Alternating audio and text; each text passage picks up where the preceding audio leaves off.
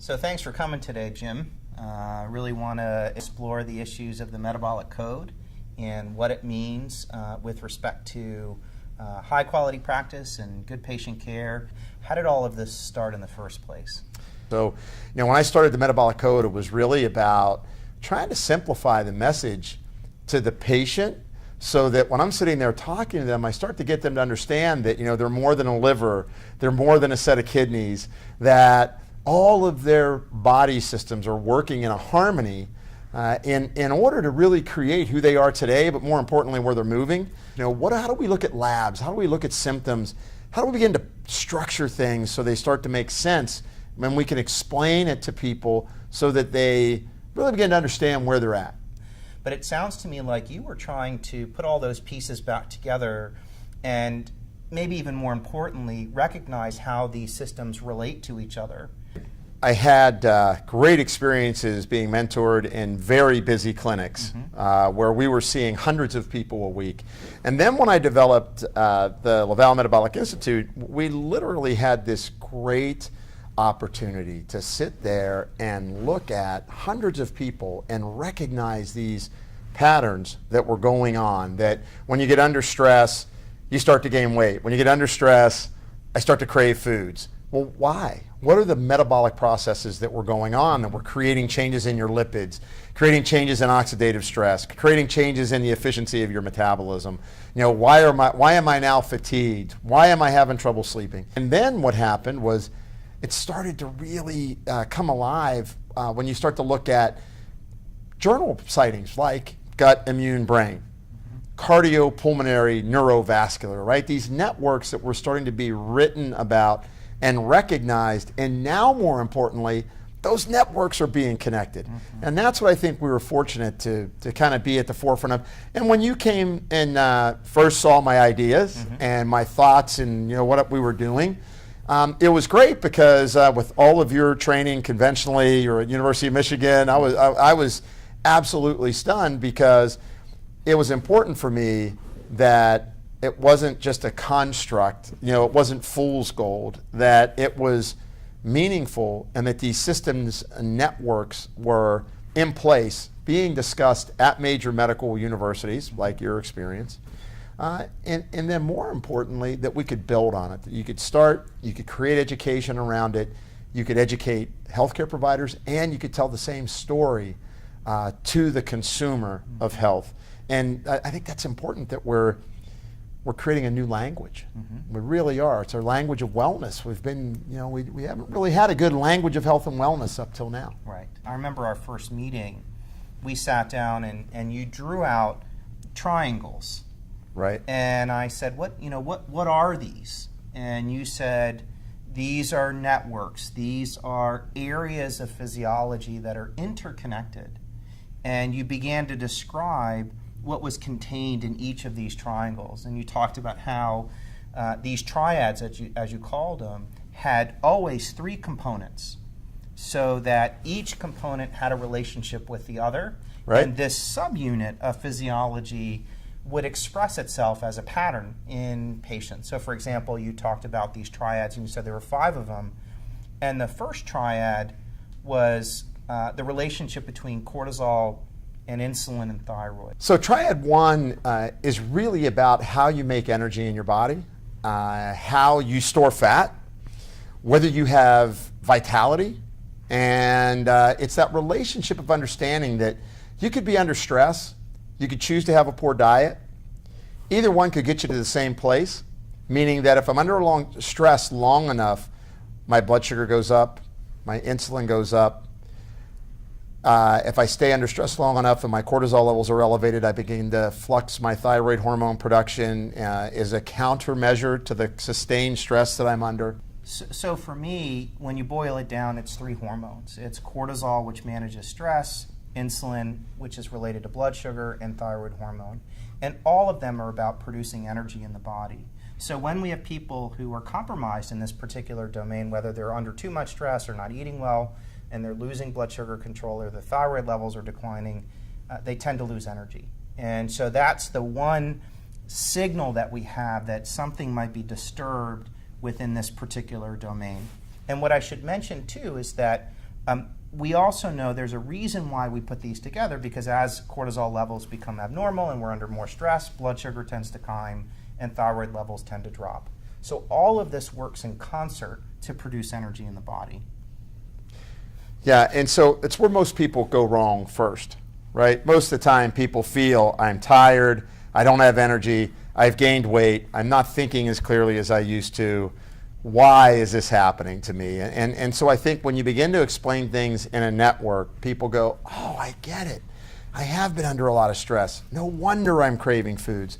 And I think that part's important. So the other piece is understanding that these 5 triads, it's kind of an artificial construct, but it's important to understand that all 5 of them are working in harmony. That, triad 1, which is about adrenal, thyroid, and pancreas relationships, then melds into triad 2, gut, immune, brain. And, from your perspective, when you're looking at triad 2 and gut, immune, brain, first of all, what does that mean to you? What is it? What's the keynote to that? And then how does that relate when you're talking about this concept of these triads are signaling and working together? So for me, triad 2 is a movement away from 3 hormones to 3 whole body systems. And we know that all 3 organ systems, gut, immune, brain, work in concert with each other. It's about taking in nutrients and letting it go, an immune system that's keeping us safe in the world and trying to decide between self and not self, and then finally how we think and feel and whether or not our memory is intact. And all 3 work together for that second triad. What does it mean to you? Well, I'm always struck by the relationship. So, for gut, immune, brain, it's about resiliency. It's about how durable am I, meaning is my immune system intact? Am I absorbing nutrients into my body? Is the barrier in my intestine intact so that I'm not triggering immune dysfunction through, leaky gut, kind of the popular term, right? And then not only am I thinking clearly, but do I have control of urges like craving patterns? And that's that relationship between the gut and intestinal hormones and peptides and what's signaling in the brain. But most importantly, I love when we start to bridge these concepts together. When you get under chronic stress and you start to release more histamine in the gut through the enteric nervous system, and just by being under stress, you start to get leaky. And now all of a sudden you start to develop autoimmunity, for example, maybe to your thyroid, that these networks now are starting to communicate in a dysfunctional way. And that's what strikes me about those first 2 triads. And obviously with triad 2, it's so important. I mean, I think today more than ever, I have people come in there complaining about gut. Man, I'm bloated, I'm gassy, I've got allergies, I've got eczema, I'm not thinking clearly. And I think that's important to just get a concept or a construct that triad 2 has to do with, well, how resilient are you built right now? So Andy, triad 3, cardiopulmonary neurovascular, I think it's the crossroads of people's health when they get affected in this triad, and it's really an important aspect of where people were heading. Give me your perspective on, triad 3, cardiopulmonary neurovascular, what it means to you. I know from my end, I've got my perspective from the fitness side, but I really want to hear what you have to say. So triad 3 sounds almost like a messy triad, cardiopulmonary neurovascular, but if you listen really closely to that, it really means the relationship between the nervous system and the heart, and in particular the brain and the heart. And we know that there's a direct relationship between those 2 organs in ways that are new and exciting. And even when you do just a search online of this new area called neurocardiology, it really describes how mood and memory and brain function in general is tightly tied to the health of our heart. And there's this kind of old adage of what's good for the heart is good for the brain and vice versa, and that's absolutely true. There's harmony between how we think and feel and how strong and resilient our cardiovascular function is. We never knew this before, but at some point recently, psychiatrists and neurologists bumped into cardiologists, and they realized that they were talking a very similar language. And so sort of as the heart goes, so does the brain. So cardiopulmonary neurovascular is this very elegant network or set of relationships between these two vital organ systems. Yeah, and to further that, for me, when I hear cardiopulmonary neurovascular, because I deal so much with folks, athletes, working on programs, as well as seeing the average person coming into to our clinics, the more stressed out we get, triad 1, the more sympathetic tone we're under, the more cortisol we release, the more insulin resistant we are, the more adrenaline we release, we lose that vagal tone. And when we lose vagal tone, we lose rhythmicity of the heart. And now we can't breathe deep, and we can't oxygenate, and we create more lactate in our body. And it's so important to realize that, you hear cardio and right away you think, oh, it's all about cholesterol, right? It's like, oh, it's all about my lipids.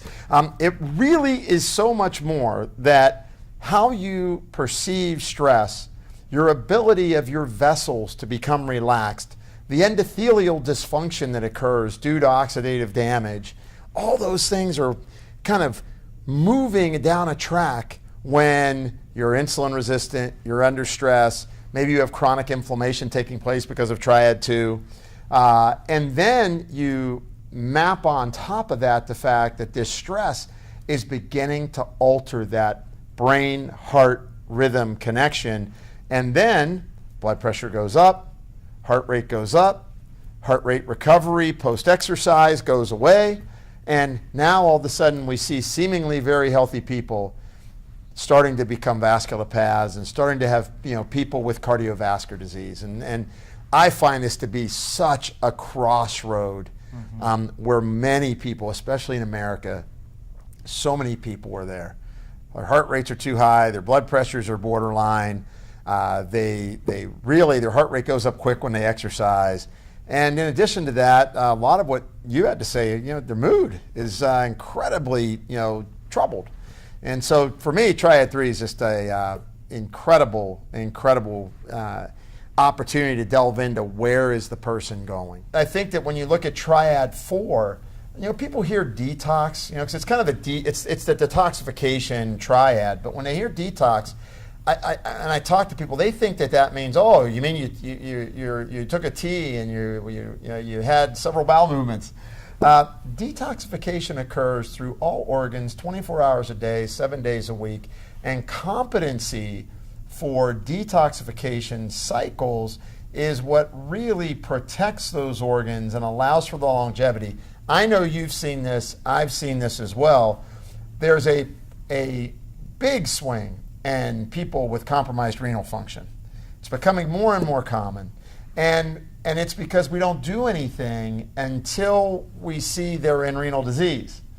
Why wouldn't we target, and that's the purpose of these triads, begin to see where the disruption is occurring and then take action on it? And I think the kidneys are they're just absolutely the forgotten organs. We just think, oh, they're there, they're working, and that's it.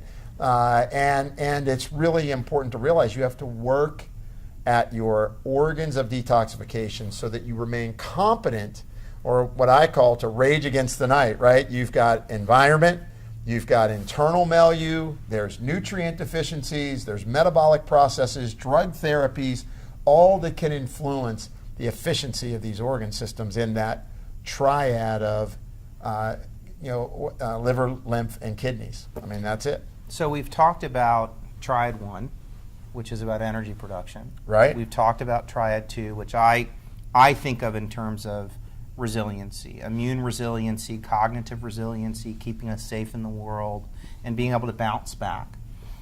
Triad 3, cardiopulmonary neurovascular, which for me is about endurance, being able to sustain energy over time. Right. And then 4, detoxification. Right. And then 5. So 5 is estrogen, progesterone, testosterone, the reproductive hormones.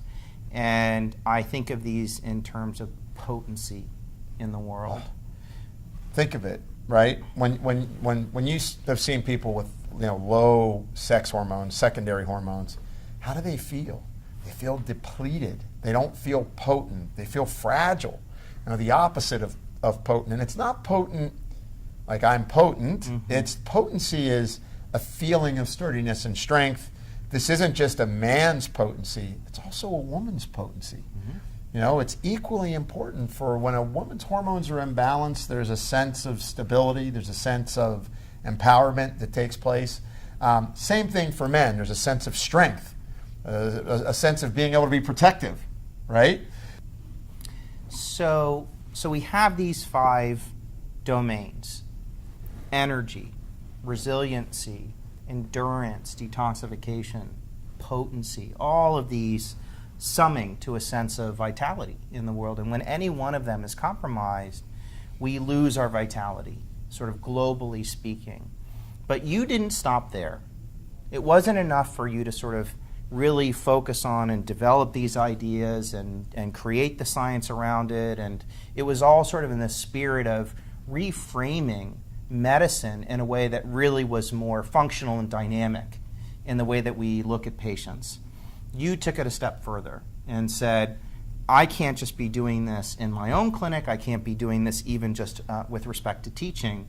You said we need to codify it into a system. You wanted to leverage technology and cloud-based computing to help practitioners implement this system. So tell me a little bit about that process of making the transition from intellectual to practical. Well, I have to tell you, if I had to do it over again, I'm not sure I would have done it. It was an amazing journey to take what you think and feel. And, you know, Andy, you're being too kind because you stood there right by my side and helped me get this down in a way that could be taught, that would be accepted in medical research. And, obviously, it's why we're a good team. But it was important to be able to create a system that we can begin to learn the effectiveness of the things that we all had been doing for a lot of years, but to do it in an organized platform so that there were some real research outcomes that could take place. And not only that, it's more than about what Jim LaValle thought. It's about bringing together a network of creative minds in healthcare that can contribute to building a robust model, whether it's it's an interdisciplinary team, whether it's diet, medicine, medical docs, pharmacists, nursing, IT. You got to think of all these different disciplines and really trying to get a cloud-based platform that what I call would breathe. And what I mean by that is that it's not a hard-coded event. Things change in healthcare, things change in medicine. The value of a certain lab value may change. It's that ability for the system to breathe with that. And what I actually call it is, threading and stacking data. It's like I'm taking lots of data and connecting them, just like we know when you're insulin resistant, your fibrinogen may go up, your uric acid goes up, your white blood cell count goes up. You have all these different things that go up. We begin to thread these things together, and that's really why the triads became this stackable model, is to create this cohesiveness to the data so that we can really begin to examine it. And honestly, I want to ask you about when you saw that. I was I was a little bit overwhelmed from it because you went to your academic circles, which were significant, and said, we've got to get this in a more robust fashion. And so, if you could share it, it'd be great. What about what happened with GW and what your vision was when you kind of saw where we were going with the software and the analytics and the algorithms and the desire to gather big data that would really start to kind of codify and validate what we're trying to accomplish for people, which is what I believe core example of my whole life. Vitality at every stage in life for every person. How can we get people to feel the best they can and have the most vitality? So, it turns out before becoming a physician, I was very focused on health services. And that's what brought me initially to University of Michigan. Right. And I was really interested in trying to answer the question, how do we bring adequate resources and tools to practitioners to create efficiencies in the way that they practice a wellness-based medical model? And really, that never existed. We didn't have good definitions for health. We didn't have validated tools. We didn't have sort of the infrastructure that we could put in place to really support practitioners in the way that they collected information, created decisions and individualized plans, not until we built the system. Right. And the system itself was really designed to do just that. In very practical terms, it aggregates data, it runs the data through thousands of algorithms, and it produces a personalized wellness plan for patients. This itself had never been done before. And so the system answers that question of, how do I manage all of this information I can now collect on an individual patient? How do I create meaning from all of this information? And in particular, what are the patterns and trends that are emerging in the data, and how do I make that useful and actionable for my patients? So the system was exciting and is exciting because it does all that for the practitioner, and it puts back into their hands a way of looking at patients from an individual perspective, but the algorithms that are built into it are all evidence-based. But you didn't stop there. You didn't stop there. You said, well, even that's not enough.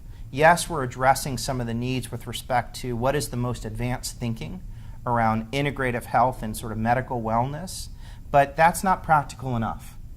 You know, we needed to build a platform that did more than that. It needed to create operational efficiency as well as improve clinical decision making. It also in turn has to be linked to improved outcomes, but it also acts as a financial support for practices.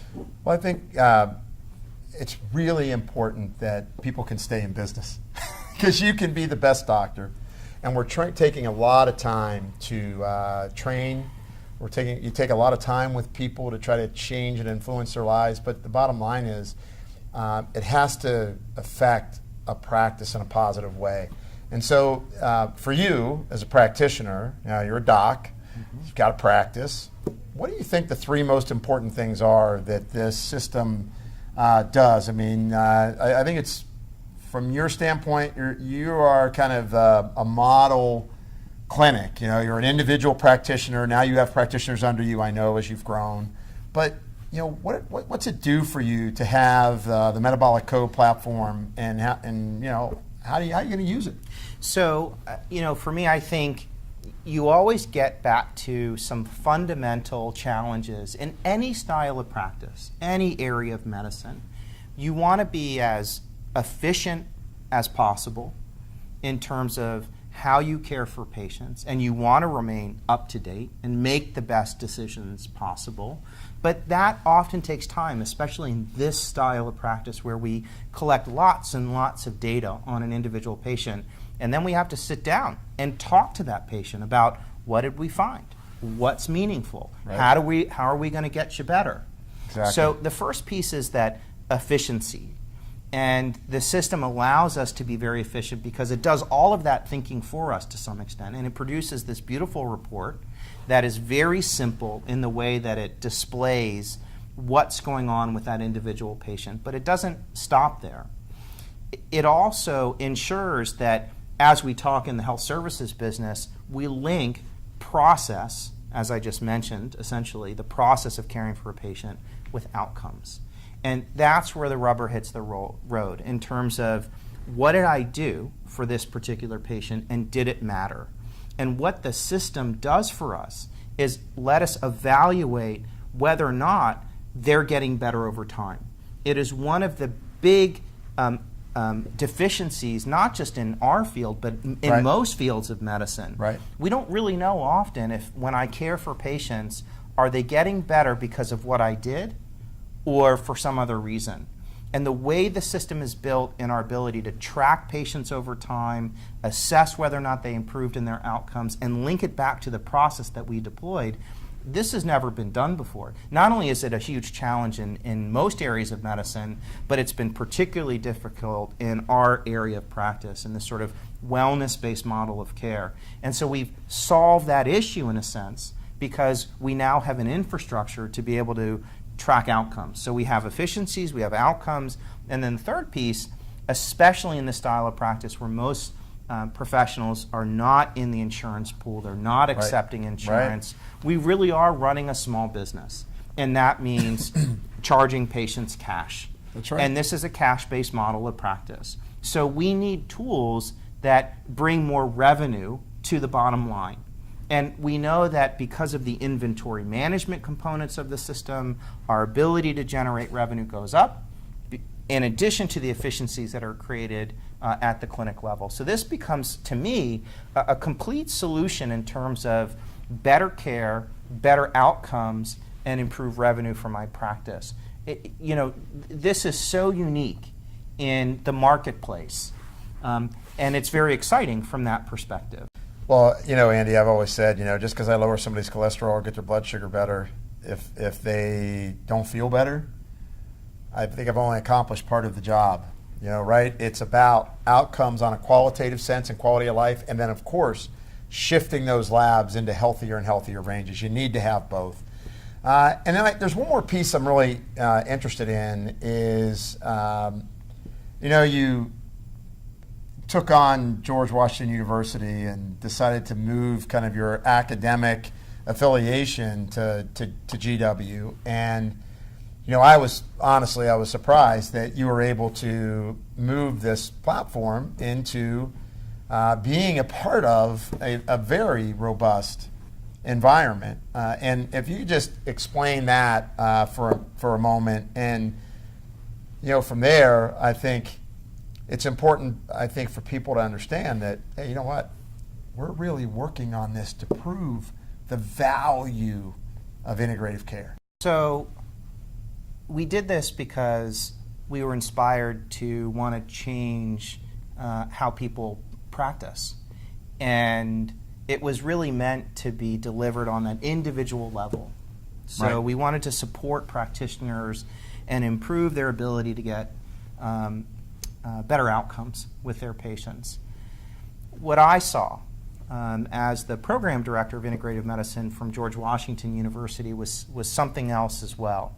And it was this enormous opportunity to string together these practices into a network. And my thought was, what a beautiful system to be able to collect and aggregate data across populations. I've done outcomes research before at the clinic level, and it's not easy to do. So how do we link the care that we're providing with what patients actually do for themselves and to themselves, and how do we track that over time? So there's enormous challenges with respect to conducting what we call outcomes research, and especially using a mixed model, quantitative and qualitative. And yet, after all of the time and all of the resources that were devoted to developing this system, we sort of overnight, magically, reduced those barriers.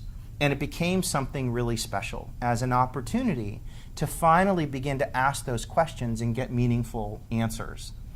And so I really began to push and suggest that we should move into this area of conducting outcomes-based research, Right. and create what's called in the industry a practice-based research network. And that is a group of practitioners that are collectively aggregating data, and we can centralize that information and look for trends and patterns and relationships both in the data in terms of the process of care, but also measuring the outcome of that care. Can we show over time what's working and what's not working? And I'm sure we will find, and we're beginning to find, in specific areas in the way that we make decisions, what's really working for various conditions. And what that allows us to do is improve the algorithms in the system. That's exactly so that it. there's this feedback loop that's going on between what we see in outcomes and how we improve our process of care. And to me, that's an extraordinary step forward in this field of integrative medicine and what I would consider medical wellness. And it also, therefore, influences how we educate practitioners and our confidence in what we're doing and what we're teaching.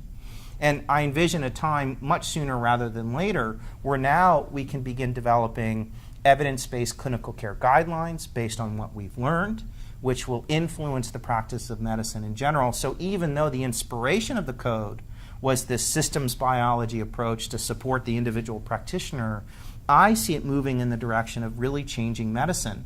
And that was the inspiration for George Washington University to get behind what we're doing. And even though it's a private system, They wanted to include it in the graduate program that we have at George Washington University. We have an entire 15-week course that we train our graduate students on to learn how to deploy the code in a very effective way. We now have 30 graduate students that are all learning how to do this in a very high level.